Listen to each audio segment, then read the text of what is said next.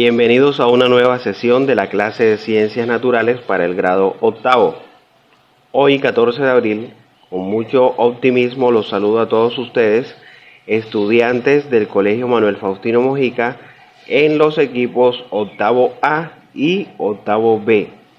Para hoy vamos a estar revisando la temática que ha sido formulada en la guía de trabajo número 9, la cual lleva por título Cambios físicos y químicos, haciendo énfasis en la forma en la que se suelen representar este tipo de cambios que ocurren en la naturaleza, este tipo de fenómenos. Una vez que ustedes han finalizado la indagación en casa, donde han obtenido presaberes, vamos primero a establecer cuáles son las diferencias y características de los cambios físicos y químicos. Vamos a empezar con esta primera diapositiva. Los cambios físicos no alteran las propiedades de la materia, mientras que en los cambios químicos sí ocurre una modificación de las propiedades de la materia, debido a que se rompen los enlaces químicos que mantienen unidas a las moléculas del material, y estos enlaces y átomos o moléculas componentes se reorganizan, y al haber esa reorganización tanto de átomos como de electrones, obtenemos un material distinto, y esto no ocurre en los cambios físicos. Estos cambios físicos persisten únicamente mientras permanece la causa que los origina. Por ejemplo, una bolsa con agua guardada dentro de una nevera pasará del estado líquido al sólido y permanecerá sólido mientras siga dentro de la nevera, porque una vez usted la retira de allí, ella regresará al estado líquido. Pero la principal diferencia es que los cambios físicos y químicos, en los químicos se forman sustancias distintas, mientras que en los físicos la sustancia sigue siendo la misma. Lo único que cambia es su estado de agregación. Ahora, los cambios químicos son lo mismo que las reacciones químicas. Una reacción química es una transformación en la cual, escúchese bien, una o más sustancias iniciales, llamadas reactantes o también llamadas reactivos, presentan ruptura de enlaces químicos y se forman nuevos enlaces químicos a raíz de la reorganización de los átomos o las moléculas, y esto dará lugar a la formación de nuevas sustancias, a las cuales llamaremos productos. Y las propiedades de los productos son distintas a las propiedades de los reactantes. Así pues, las reacciones químicas se suelen representar por medio de ecuaciones. Una ecuación química es en sí una representación de un fenómeno natural, y este fenómeno es un cambio químico. La ecuación química utiliza símbolos para desarrollar fórmulas de las sustancias que intervienen y que se forman en el proceso. Una ecuación química consta de dos partes, separadas por una flecha: los reactivos, que siempre se simbolizan a mano izquierda de la flecha, y los productos formados, que se ubican en la parte derecha de la flecha. Muchas veces la flecha tiene doble dirección, dando a entender que hay reacciones químicas donde los productos se convierten en reactivos y viceversa. Entonces, siendo el énfasis de nuestra guía de hoy comprender cómo es que se representan los cambios químicos, veamos cuáles son las partes detalladas de una ecuación química. Aquí tengo el ejemplo del hidrógeno que se va a combinar con el oxígeno. Dos átomos de hidrógeno a combinarse con dos átomos de oxígeno para formar dos moléculas de agua, ¿cierto? Que serán los productos. Miramos que la flecha se lee, la flecha no se llama flecha en la simbología de las ecuaciones químicas, se llama producir. Otros profesores le llaman se convierten en. En color rojo estamos representando los coeficientes que se ubican antes del símbolo químico del elemento participante. Estos coeficientes se refieren a la cantidad de moléculas y no a la cantidad de átomos.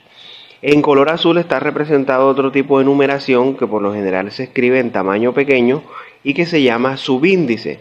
El subíndice indica entonces la cantidad de átomos que están interviniendo en la molécula.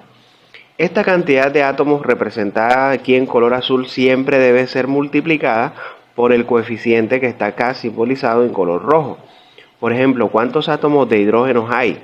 Hay 4 átomos. ¿Cuántos átomos de oxígeno hay? Hay 2, porque el coeficiente 1 no se suele colocar, pero se sobreentiende que allí está.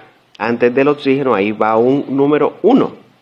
Entonces ese 1 lo multiplicamos por el 2 del oxígeno y nos da en total que hay 2 moléculas.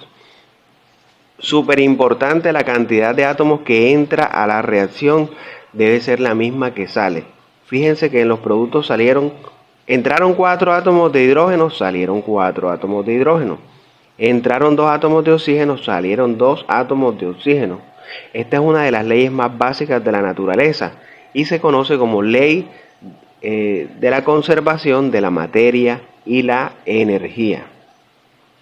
Bien, luego de este repaso de la indagación que ustedes realizaron en casa, paso a decirles que en el desarrollo de la fase 2, usted debe construir 3 proposiciones aristotélicas o de tipo modal, pero en ellas se pretende que usted sea capaz de demostrar algunas de sus interpretaciones de la indagación que realizó en casa.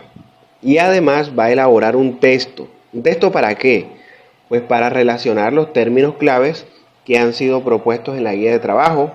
No me van a hacer un texto de otras cosas y uno va a revisar los términos claves y ninguno de ellos aparece en el texto. Por favor, miren que vamos a hacer un reto, una dinámica con este tema de la conceptualización. Y una vez finalizada la fase 2, vamos a realizar la fase 3, que es propiamente donde se encuentran los desafíos que me van a permitir a mí como docente comprender si usted domina mínimamente la temática. Miren ese mapa conceptual que está en pantalla. Ustedes lo encuentran en la guía. Este se trata del punto número 1 de la simulación y es sencillo.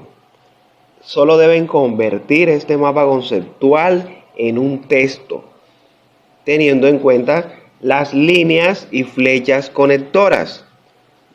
Toda la información representada en el mapa conceptual, usted debe, repito, transformarla en un texto.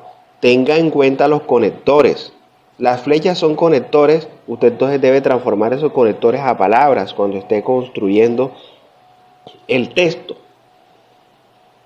Por otra parte, en el punto número 2 de la simulación, usted necesitará lápices de colores, 2 tipos de lápices, lápiz de color verde y lápiz de color azul, para resaltar los ejemplos que corresponden a cambios químicos con color verde y a cambios físicos con color azul.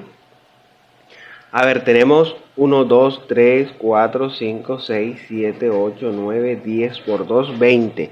20 ejemplos. Si usted este punto 2 de la guía de la simulación lo puede realizar directamente en la guía, o si bien usted lo desea, en el cuaderno haga 2 listados. Un listado de los ejemplos de cambios físicos y un listado de los ejemplos de cambios químicos de estos que estamos viendo en pantalla.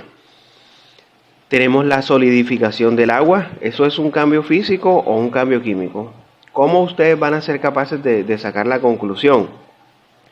Recuerden que si el material cambia en el proceso descrito en el ejemplo y se transforma en otro material, entonces estamos hablando de una reacción química, de un cambio químico.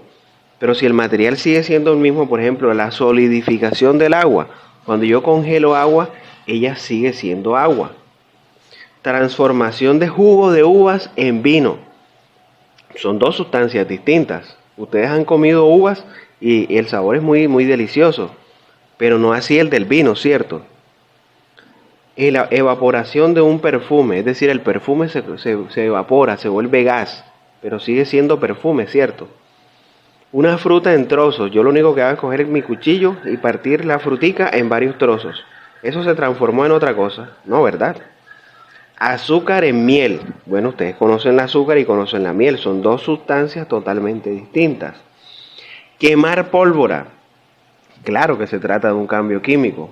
Cuando disuelvo la sal en agua, eso se transforma en otra cosa. No, cierto, ahí sigue estando la sal. Sublimación de la naftalina.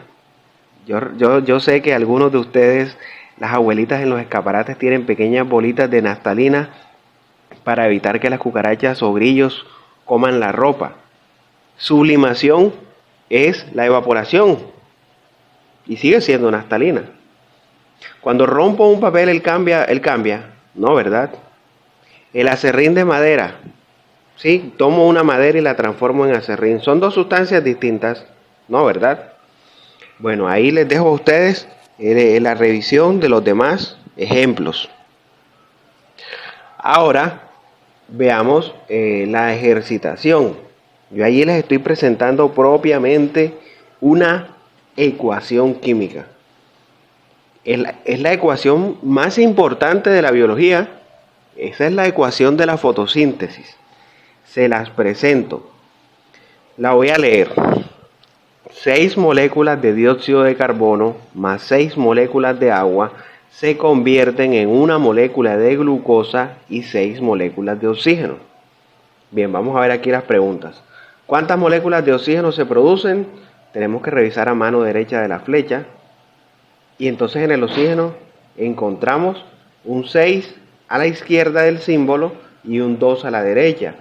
Recordemos que el 2 hace referencia al subíndice y esto se refiere a su vez a la cantidad de átomos de oxígeno y no a la cantidad de moléculas.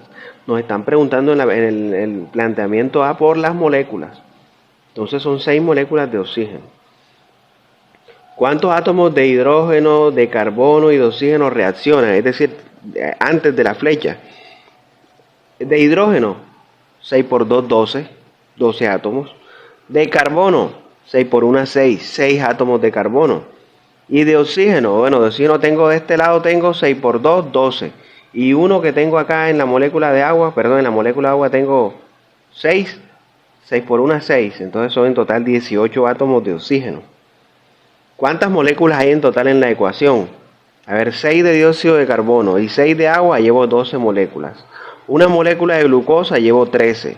Y 6 moléculas de oxígeno, en total hay 19 moléculas representadas en esa ecuación. Ahora me pregunta por los productos de la reacción, es decir, a mano derecha de la flecha. ¿Cuántos átomos de hidrógeno tienen los productos? Pues la molécula que tiene hidrógeno es la de glucosa y ella tiene 12 átomos de hidrógeno. ¿Por qué razón? Porque fueron 12 los átomos que entraron a participar en la reacción, por lo tanto tienen que salir 12 para cumplir con la ley de la conservación de la materia y la energía. ¿Cuántos átomos de carbono tienen los reactivos? Ya lo hemos respondido. Los reactivos son los que se encuentran antes de la flecha. Y vemos claramente que el subíndice 1 no se escribe, pero ahí está. Entonces debemos multiplicar el coeficiente 6 por ese 1 invisible que está al pie del carbono, a mano derecha, y 6 por 1, 6. Por lo tanto, en los reactivos hay 6 átomos de carbono. Si mis cuentas no me fallan, si he cometido algún error, por favor, prevénganme y resáltenlo, porque aquí estamos para todos construir la clase, no solamente construirla de parte del docente de forma exclusiva o de forma exclusiva de los estudiantes. Todos aportamos y todos al ser humano no estamos exentos del cometimiento de errores. Bueno, espero que les sirva y a la 1 en puntico, por favor, todo mundo con la guía resuelta y la evaluación también. Chicos, los aprecio. Espero que esta herramienta que les he desarrollado, este video, les sirva. Me parece que es un poquito más eficiente trabajarla por aquí y no tanto por conferencia, la cual hoy no vamos a poder desarrollar por problemas de internet que poseo. Chicos, feliz día. Seguimos hablando a través de WhatsApp. Los aprecio.